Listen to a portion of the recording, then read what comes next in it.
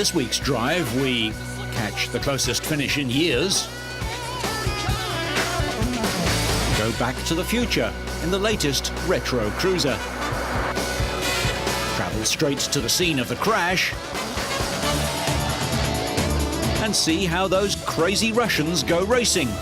All this and more in this week's Drive.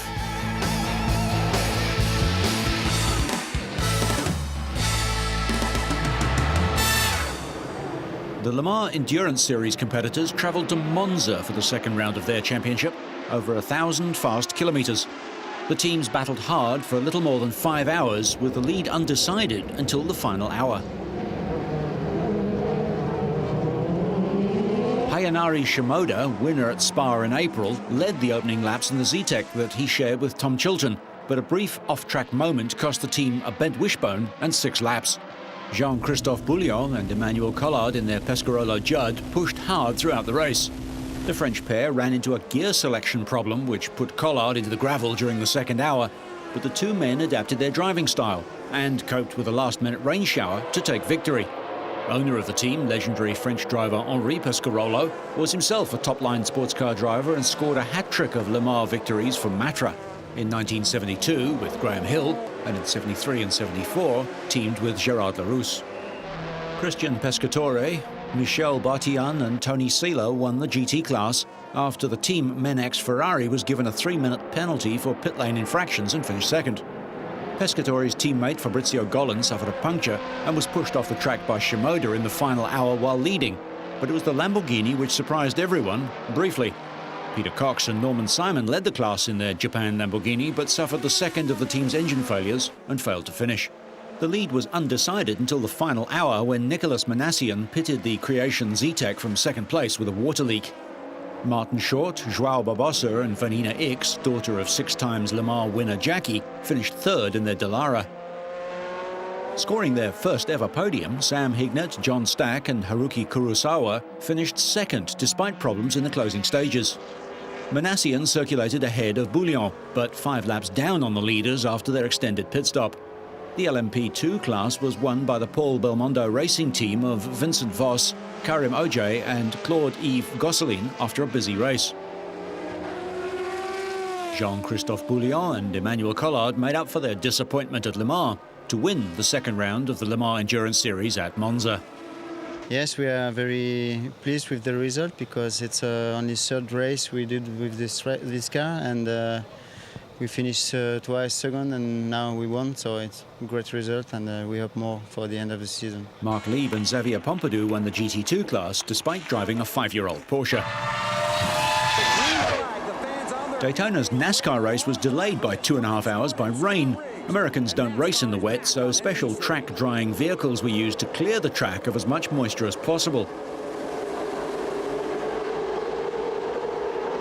On lap 36, Jeff Gordon, in the number 24 car, signalled to other drivers that he was headed to pit road, but apparently not everyone noticed. Just behind Gordon, Jamie McMurray in car 42 saw Gordon's signal and slowed down. However, when Scott Riggs saw McMurray slow suddenly, he moved up the track and clipped Mark Martin, and that started the chain reaction crash that involved 11 cars. Riggs said later he had no idea that Gordon or McMurray were slowing down. I think somebody was trying to come to the pits, BP, and he did tonight. Later in the race, Michael Waltrip's right rear tyre went flat, causing him to spin. Points leader Greg Biffle got caught up in the wreck, but after his crew effected some repairs, he returned to the race.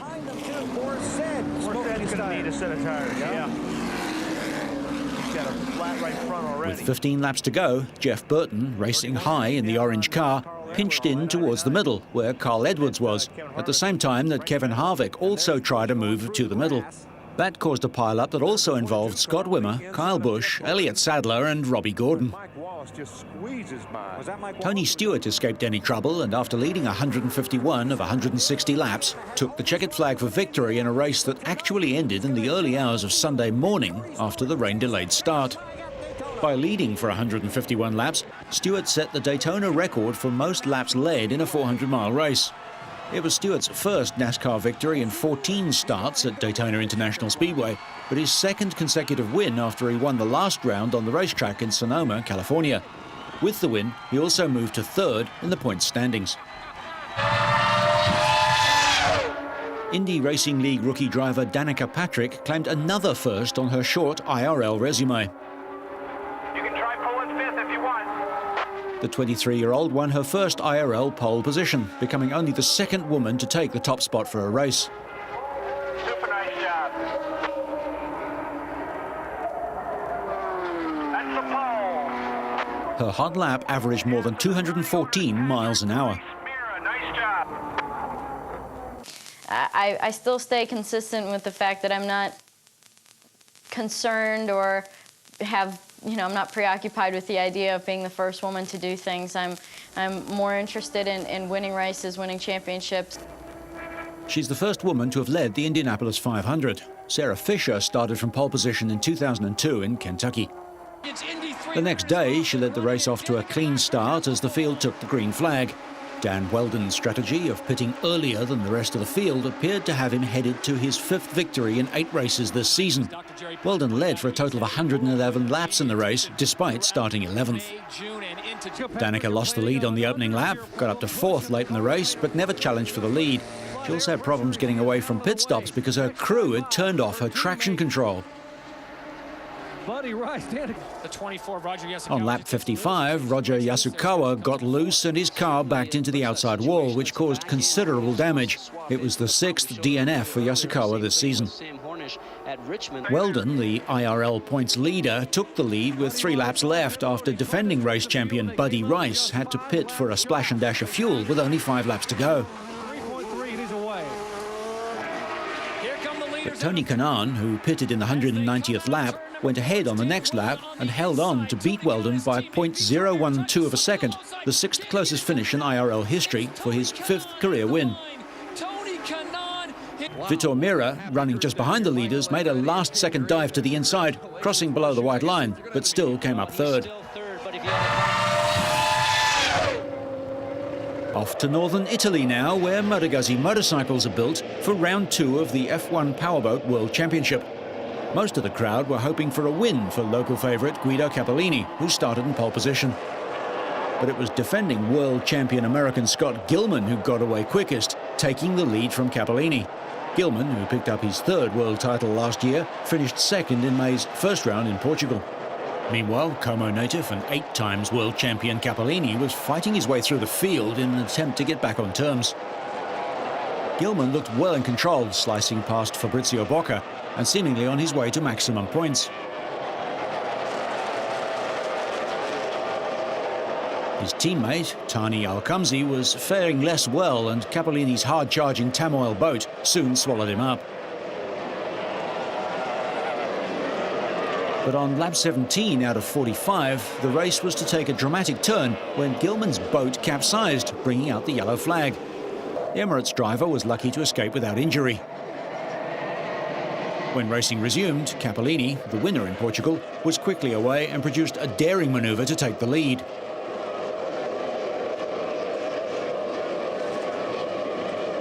Finland's Sami Salio was Capellini's nearest challenger after the restart, but he would be lapped by the Italian, who was in a race of his own out at the front.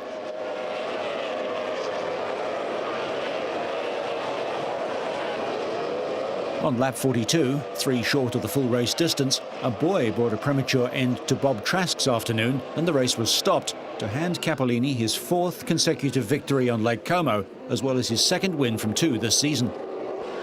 Britain's Andy Elliott took 3rd place to win a place on the podium, but the day was all about Capellini, who now leads fellow Italian Fabrizio Comparato by 23 points in the overall standings, with Gilman and Celio 2 points further back.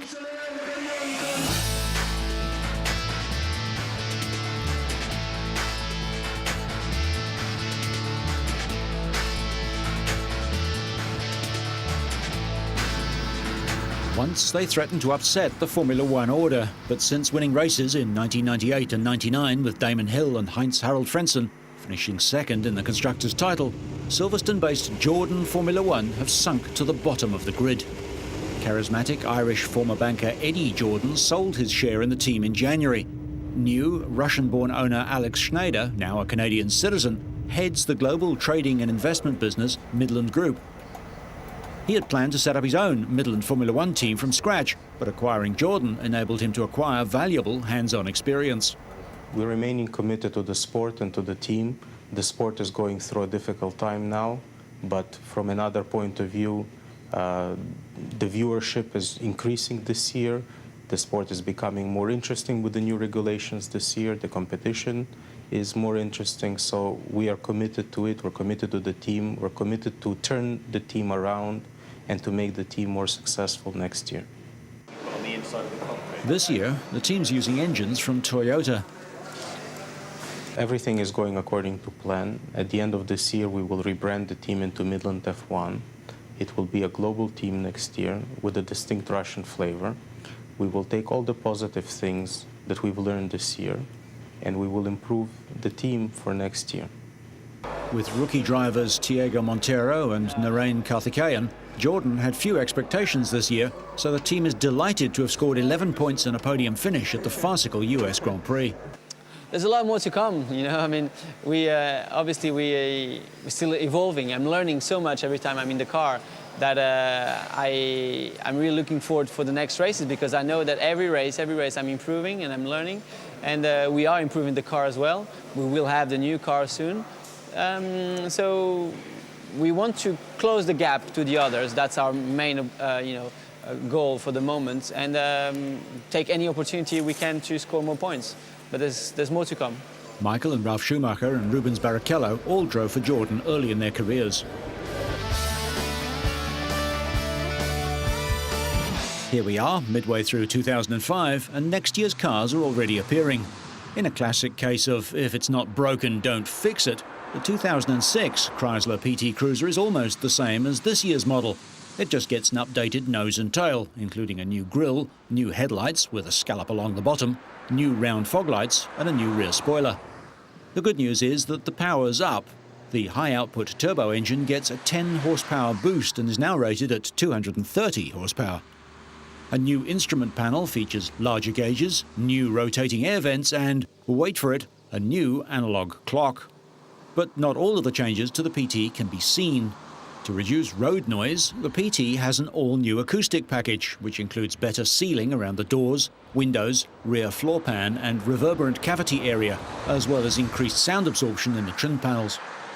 Improvement to the sealing around the heating, ventilation and air conditioning system, as well as added insulation to the dashboard, reduce powertrain noise. Wind noise has also been reduced by the use of redesigned seals in the doors and added foam in the A-pillar. As a result, the interior of the new cruiser is up to 5 decibels quieter, depending on driving conditions. Perhaps most importantly, all models in this icon of retro cool get MP3 player capability. In addition, the cruiser convertible also gets an all-new interior, including new seat trim and fabrics. But this car's not just about drop-top sun worshipping. Even with the roof up, it offers more interior cargo space than its competitors, and the seats may be configured in 9 different ways. There are 2 convertible models, Touring and GT. The Touring gets a basic 150 horsepower 2.4-litre engine and a 5-speed manual front-wheel drive. An optional 2.4-litre turbocharged engine that produces 180 horsepower with a 4-speed automatic transaxle is available. A high-output 2.4-litre turbo engine with a 5-speed Getrag manual transaxle powers the Cruiser Convertible GT. This delivers the same 230 horsepower, and a 4-speed automatic is also available. All Cruiser convertibles are built at the Toluca assembly plant in Mexico. And it seems that the designers at Jeep have been looking at the success of rival He-Man brand Hummer and decided that if they can't beat them, they'd best copy them. The big, new and very square Jeep Commander is the result, Jeep's first 7-seater SUV. For the first time in a Jeep, there are 3 rows of seats, each row slightly higher than the one in front. This stadium seating makes forward viewing easier, and the second and third rows fold forward to create a flat load floor. The stepped roof provides second and third row occupants with plenty of headroom, and besides the front row sunroof, there are skylights, complete with shades, over the second row. Interestingly, Commander is only 2 inches longer than the existing Grand Cherokee, even though it's designed to accommodate 3 rows of seats. And since they have the same wheelbase of 109.5 inches, The Commander claims to be as manoeuvrable and off-road capable as its more attractive stablemate. The Commander offers a choice of 3 full-time 4-wheel drive systems, 2 transfer cases giving brake traction control system and electronic limited slip differentials, and 3 different engines. The 5.7-litre Hemi V8, a 4.7-litre V8 and the 3.7-litre V6. To my way of thinking, this has to be one of the least appealing vehicles ever built. Truly a victim of the ugly stick.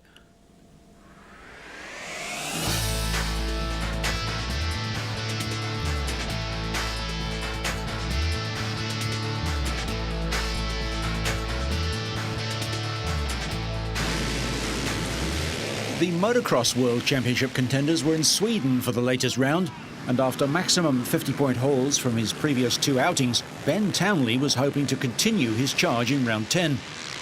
Despite, by his standards, a quiet few events, Stefan Everts was still on course for yet another crown, but a sluggish opening lap left him with work to do. At the front, Jonathan Barragan was setting the pace, but Joshua Coppins pushed harder, and the pressure finally told. Barragan came off his bike on lap 4. Coppins and Townley slipped past, and that proved to be the race's decisive moment.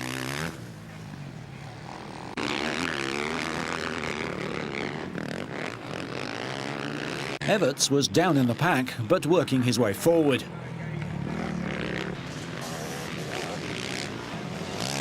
Coppins stayed ahead and took the checkered flag for the first moto in 40 minutes and 13.7 seconds. Fellow New Zealander Townley was just 0.4 of a second behind him. Barragan recovered to take third, with Everts fighting back up to 4th place. Race 2, and Coppins wasted no time. The Honda rider inherited the lead on lap 1 and held on to it.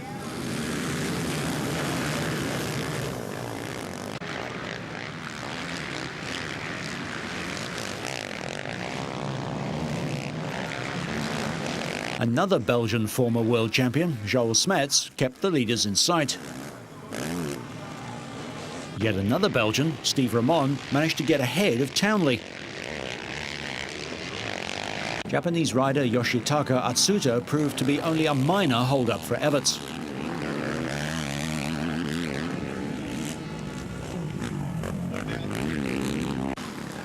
With Smets pulling away, Townley found himself battling with Barragan. But Barragan had more problems and finished 11th after stalling his KTM. Ramon was hoping for a podium place, but was out of luck as his countryman, Everts, passed him to claim 4th. Coppins took the checkered flag again, with Joel Smets 2nd this time. Townley finished 3rd, with Everts 4th. 50 points for Coppins, 42 for Townley and 36 for Everts, but the Belgian maintains his lead in the standings. Next, it's Sun City and the South African Grand Prix. Practice for the Czech Speedway Grand Prix was cancelled due to poor weather, but racing eventually got underway. The 6th out of 9 rounds, and Tony Rickardsson was looking for another good result to cement his lead in the championship. In Heat 5, he crashed on the first corner with Jaroslav Hempel, but neither was seriously hurt. In Heat 11, local favourite Alice Drummel slid heavily as well and was excluded from the heat, although he did walk away from the crash intact.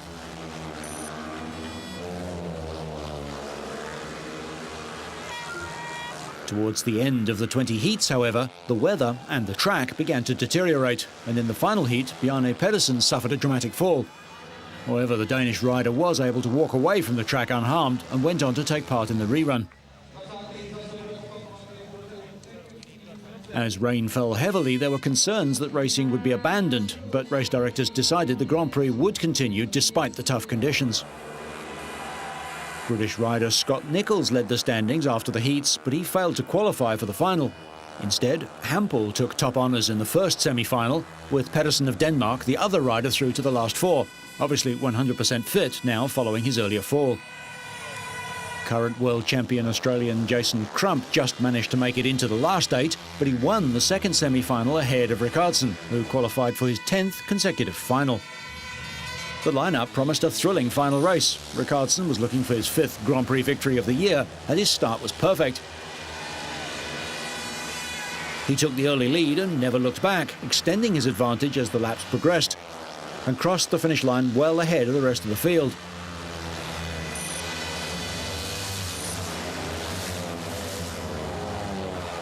It was an easy win for the man of the moment in Speedway. Pedersen came second, with Hampel third and Crump last.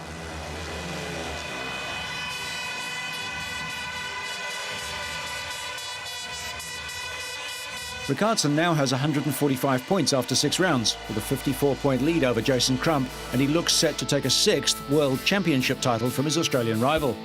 Nicky Pedersen lies third in the overall standings with 78 points, and the Grand Prix circus now moves to Sweden. And finally, Moscow may have failed in its attempt to host a Formula One Grand Prix, but despite this, young Muscovites have been enjoying a cheaper form of motor racing in Soviet-era cars with spectacular results. Drivers between the ages of 12 and 18 race in Okas, which were developed in 1986 to be the cheapest cars in the country.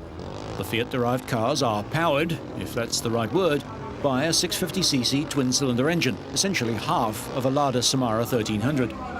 The races cover 3 600-metre laps of a track in Moscow's northwestern suburbs. Production of the Oka started at the end of 1987. Since then, over 300,000 have been built. Last year, the factory produced 41,300 minicars in 82 different colours and 23 levels of trim. The cars are now exported to America, but without engines, as the Russian motors utterly fail to meet US emissions requirements. Instead, they're offered with electric motors, batteries, and a top speed of 25 miles an hour. Despite ending up on his roof and being towed from the track in this heat, 15-year-old Mikhail Loboda was the day's winner. Driving a cheap and simple car has distinct advantages when it comes to between-race repairs. I like it very much because it is really extreme. I don't know what else to say. I simply like driving cars, and that's why I came to this sport. It might be mud, rollovers and breakdowns now, but in 10 years, this kid could be standing on the top step of the podium in Bahrain, Shanghai, Monte Carlo or any other Formula One track. Race meetings are held here every 2 weeks, building up to a grand finale in late August. Proving that the Russians do things differently to the Americans, Russians water their tracks instead of drying them out. Senior drivers race in slightly more powerful Ladas, not the tough, rugged, almost indestructible Niva Cossack four-wheel drives, but the Fiat 124-derived saloons, suitably modified for the rough and tumble of Russian autocross-style racing. This includes a stout roll cage, removing glass and welding on new body panels. The original Lada wasn't just a Fiat clone. With temperatures ranging from 50 degrees C down to 60 below freezing, major roads riddled with potholes and minor roads often less than muddy tracks, the delicate 124 needed sheet metal 30% thicker, 150 millimetres of ground clearance even when fully laden, and new rear axles designed to run constantly in mud and snow. This race for survival is a great place to let go of most of your negative emotions. When the adrenaline starts working, it helps to make the most of your abilities and to get rid of negative emotions. In Slavic religions, Lada was the goddess of merriment, youth, love and beauty, but I'll bet she didn't fall off the stage. So, whether you're racing past midnight, throwing away the lead, or just punting the world's ugliest car, so you stay on track and up to speed, make sure you catch next week's Drive.